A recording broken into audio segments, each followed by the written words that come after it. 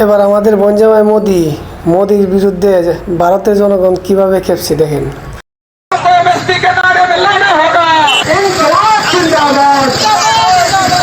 দেশের মানুষ জেনে গেছে মোদি দাদু চিটিংবাজ।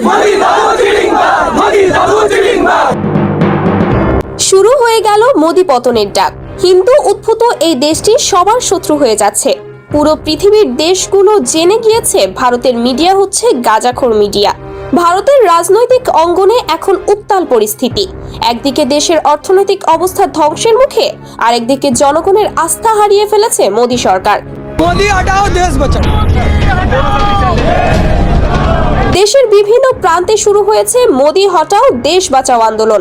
গণতন্ত্রের এই ক্রান্তিকালে ভারতের ভবিষ্যৎ নিয়ে শঙ্কা প্রকাশ করছেন বিশ্লেষকরা। বিভিন্ন রাজ্যে কৃষক, ব্যবসায়ী এবং সাধারণ জনগণ একত্র হয়ে মোদি সরকারের ভুল নীতির বিরুদ্ধে সোচ্চার হয়েছে। তো এই যে আমরা বাংলাদেশ, পাকিস্তান, ভারত একটা দলবদ্ধ হয়ে আমরা এই যে কাজটা করছি, এটা খুবই খারাপ কাজ করছি।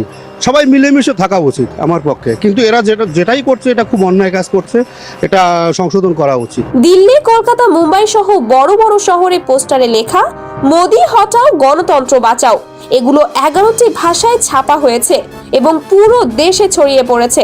কৃষকরা বলছে আমাদের ফসল নষ্ট হচ্ছে, আমরা পেট চালাতে পারছি না।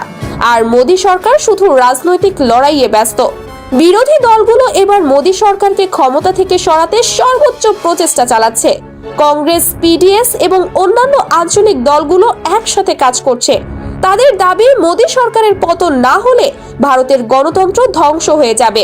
পিডিএস নেতা সমীর পোততুন্ডু বলেন, এই ফ্যাসিস্ট শক্তিকে হারাতে হবে, না হলে দেশ আর কোনোদিন সুষ্ঠু নির্বাচন দেখতে পাবে না।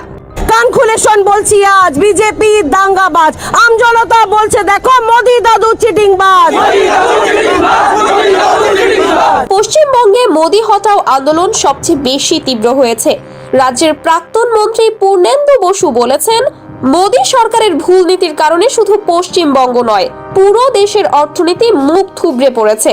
দেশের গণতন্ত্র বাঁচাতে হলে এই সরকারকে সরাতেই হবে। ভারতের শীর্ষস্থানীয় গণমাধ্যমগুলো মোদি সরকারের কঠোর সমালোচনা করছে।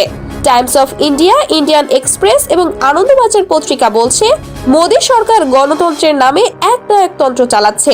জনগণের ভোটাধিকার রক্ষা করতে হলে এই সরকারকে সরাতে হবে।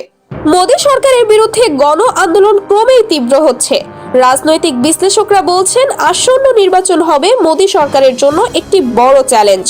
যদি জনগণ এবার পরিবর্তন না আনে, তবে ভারতের গণতন্ত্র পুরোপুরি ধ্বংস হয়ে যাবে।